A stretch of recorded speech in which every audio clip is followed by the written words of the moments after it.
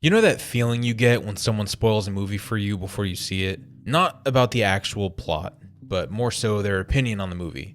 They say, this movie sucks, or this movie's horrible, and when you eventually go to see the movie for yourself, you're sitting there looking for reasons to potentially agree with this person instead of experiencing that movie for yourself. That person successfully planted this idea in your head, like Leo from Inception, and now you're leaving the movie going, yeah, you know what, that was a horrible movie. Or even worse, you just skip the movie entirely off of one or two people's opinion. That same sentiment occurs in gaming, but that similar feeling is usually followed up with this volatility. In gaming, that feeling turns gamers cannibalistic, and instead of trying to uplift a game and hope it succeeds, they repeatedly pray for that game's downfall. At some point over the last few months, you've likely heard some discourse surrounding Marathon, whether that's good news or bad news, but if we're being honest with ourselves, it's probably bad news. I think this game has suffered from the same effect we experience with movies or shows or any other form of media. We hear one thing and perceive it as true unless we're proved otherwise. And even then, it's most likely too late and your mind's already set. Since the inception of this game, it almost seems like it was set up for failure. There's a lot of reasons for that, and I'll get into more detail as of why throughout the video. But I think it's important right off the bat to make it clear that this game has been suffering from a lot of unfair and disingenuous criticism that I think is really unjustified. The conversation around this game and others like it has turned more into a fight of whose game is better than whose, and not really a fair critical look at what this game actually is. I'm not here to sell you on this game or to sing high praises for Bungie, because a lot of the criticism they received is completely justified. But what I am here to do is talk about us as a community, and more importantly, I want to show you why you were all so wrong about Marathon.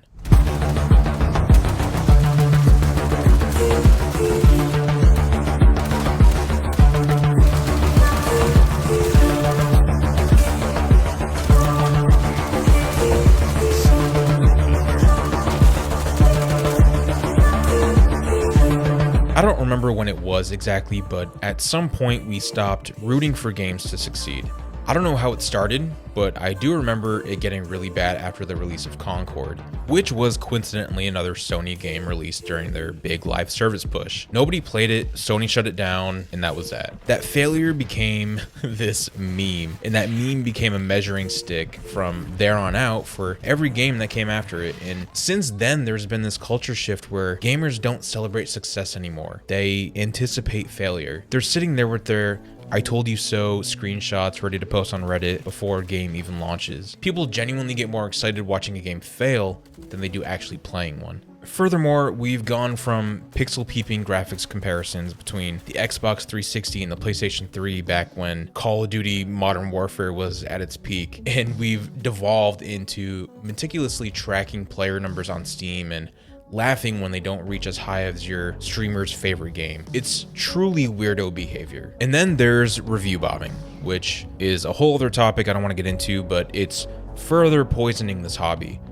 People are punching developers, scaring off other players, and they're burying games that real people spent their lives making. And a lot of the time, the people leaving those scores haven't even played the game. They're just part of this angry mob. But this is what we do now. A game gets announced, we get skeptical, it has a rough beta, we write it off. And then it launches and it's not immediately perfect, and we declare it dead on arrival and move on to the next thing that we can tear apart. We've turned gaming discourse into a demolition derby where the only content that gets clicks is negativity, and the only opinions that spread are the loudest and most extreme ones. And the craziest part is we're doing this to ourselves. We are the community, these are our games, and we're cannibalizing them.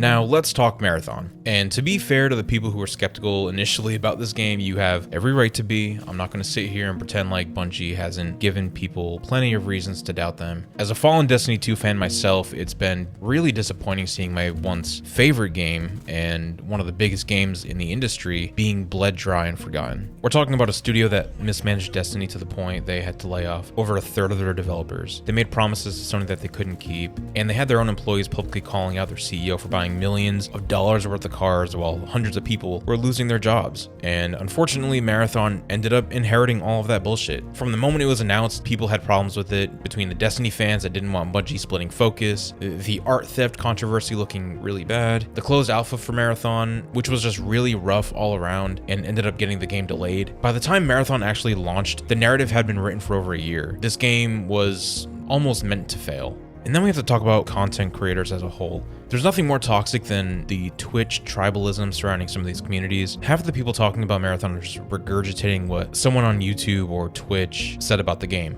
Did they play it? Most likely not, but will that stop them from trying to destroy the name of Bungie as a studio in the process? No, because they really don't give a shit.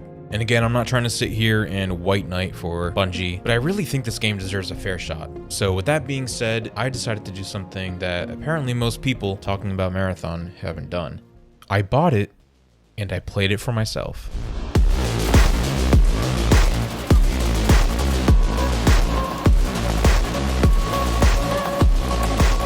I've had some experience with extraction shooters in the past, starting with a tiny bit of Tarkov before realizing that that game really wasn't for me. And then moving to Hunt Showdown, which I spent an unhealthy amount of time in, followed by Arena Breakout Infinite. And this is where I really got a sense of what the extraction shooter genre was really about. Finally, what most people are familiar with, Arc Raiders came out, and that's where I really fell in love with that gameplay loop, the enemies, and the interactions with other players. With Arc Raiders coming out only a few months prior, there were naturally a ton of comparisons between these two games. Those comparisons are admittedly what shaped my initial expectations. I thought Marathon was going to be just like Arc Raiders, especially coming from a studio that generally plays things safe and builds games for the masses. But here, that couldn't be further from the truth. These are two very different games. Arc Raiders is far more forgiving, it has a longer time to kill, which allows for longer firefights, it's more PvE focused, and it eases you into this experience. Marathon is not that. Marathon is faster, it's more punishing, and far more PvP driven. And I think a lot of the frustration people are having is because they went in expecting Arc Raiders with a Bungie coat of paint, and that's just not what this is. It really is its own thing, and once I stopped comparing the two and started playing Marathon for what it really is, that's when it really started to shine for me. The first thing that stood out to me was the perspective shift. Coming right off the heels of Arc Raiders, that jump from third to first person completely alters how the game feels. I think the third person camera in Arc Raiders is actually a big part of why the game feels so casual friendly. You have more spatial awareness, you can see around corners, you can see your character and the world around you in a way that naturally makes everything feel a little less threatening. The return to first person just feels right for an extraction shooter. Everything immediately feels more dangerous. Your field of view is limited, you can't peek around corners without exposing yourself. When someone is behind you, you don't know until either you hear them or you're already dead. It creates this natural tension that I think is core to what makes Marathon's moment-to-moment gameplay so intense. On top of that, the gunplay is snappy and weapons feel like they have a real weight to them. These are things I already expected Bungie to nail since they basically mastered it with Destiny 2, and I'm so glad they did it here. Every gun feels unique, and the type of ammo used for each gun can make two different SMGs, for example, feel completely different. Now, what I really wasn't expecting and what surprised me the most was the music and the sound design.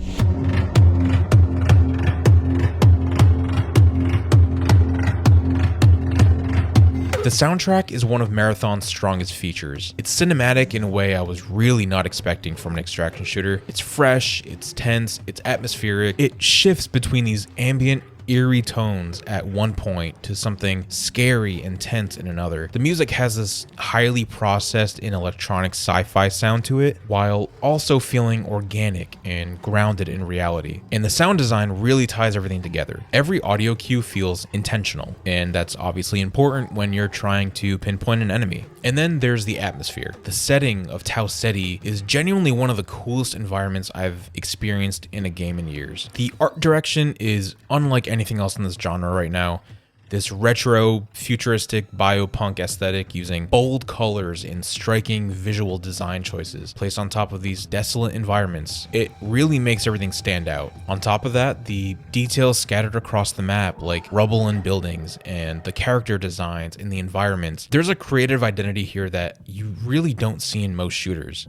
Now, PvE is a big topic of contention because it's caused many people to straight up quit this game. The AI in this game is no joke, and they will fuck you up if you are out of position. These enemies are actually threatening. They're not filler mobs that you might find in other games, and it's my understanding so far that we aren't meant to be going guns blazing throughout the map. We're not meant to kill every bot. And unless you have to fight them for a quest or an objective, I'd even recommend staying away from them, given that they don't really drop anything worth looting, at least not the lower level grunts. Now, the PvP alongside the PvE is where the real tension lives. Every encounter with another player could go sideways in a second due to just how fast the time to kill is. It's not as fast as, say, Tarkov, but not nearly as long as it is in Arc Raiders. It's in this really nice sweet spot. It's unforgiving in the best way possible, and when you're the one that gets the jump on another group and you clutch for your squad, it really is so rewarding. The gameplay loop itself is more thought out than I expected. It's quest driven rather than pure resource gathering. You're picking up contracts from different factions, and each one pushes you into different parts of the map and into different kinds of encounters. And those factions are actually where a lot of the storytelling lives. After you complete a contract, you interact with the faction representative who gradually piece together the larger narrative of what happened on Tau Ceti. For an extraction shooter, the amount of world building here is exciting for me to say the least. There's a real mystery behind the Marathon Colony ship and why the planet went dark, and I think what I'm most excited for are the secrets that I know are hidden around the maps and the logs and the Easter eggs for us to find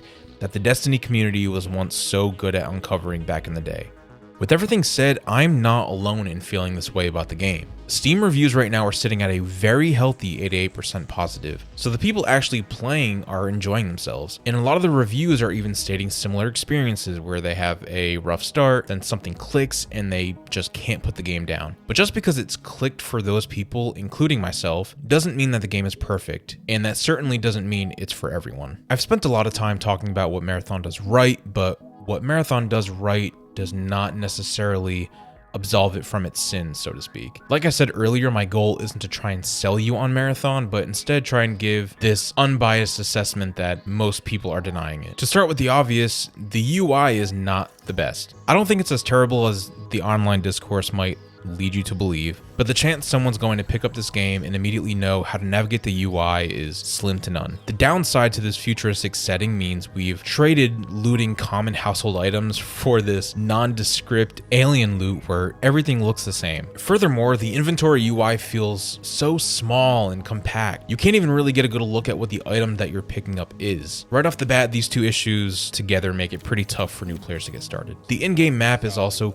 pretty bare bones, to say the least, with my biggest criticism being that you are unable to zoom in, which makes pinging certain locations near impossible without accidentally pinging the name of that general area. Or even something as small as the inability to access the settings menu while you're queuing for a game. I know it's minor, but it's really annoying. Navigation around the map itself is another issue I personally dealt with for the first 5-ish hours. The maps are gorgeous to look at, don't get me wrong, but there really seems to be a lack of any distinct landmarks. Everything kind of blends together into generic buildings and generic clutter, and I'm constantly pulling up the map because nothing in the environment is telling me where I am. In a game where knowing your surroundings can be the difference between life or death, that is a problem. Compare that to Arc Raiders, where the environments have clear visual identifiers that help you orient yourself naturally. Marathon just has not figured that part out yet. Communication is also lacking. A lot of people just don't talk, and it is so frustrating.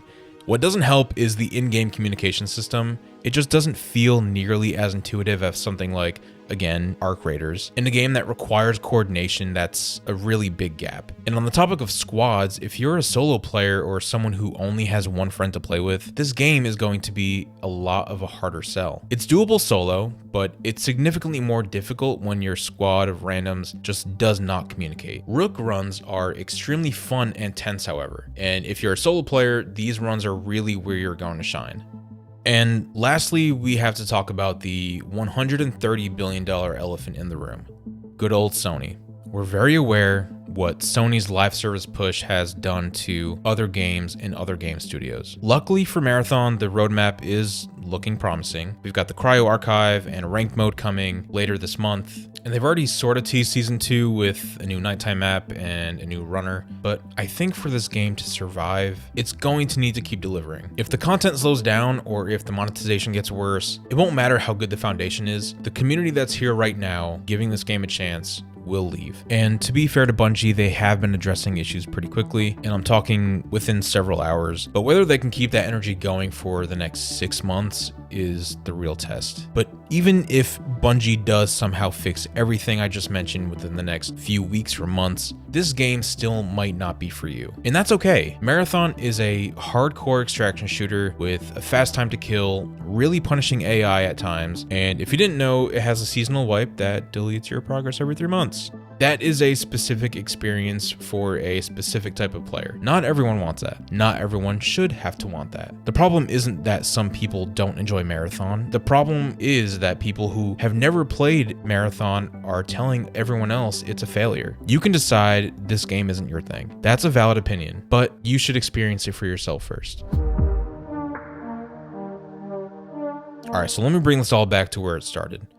I opened this video talking about how we let other people's opinions replace our own experiences, how someone spoils the movie before you see it and now you're watching it looking for reasons to agree. Marathon is that movie right now. This game was declared dead before anyone could play it, and despite that, the people who sat down and played it are having a great time. But how many people are never going to find that out? How many people scrolled past this game because a tweet or a streamer clip told them it wasn't worth their time? That's what really frustrates me. Not the criticism, but more so that we've created a culture where games don't get the chance to grow. Everything has to be perfect on day one or it's dead, and we're only hurting ourselves from that. Marathon itself is a risk.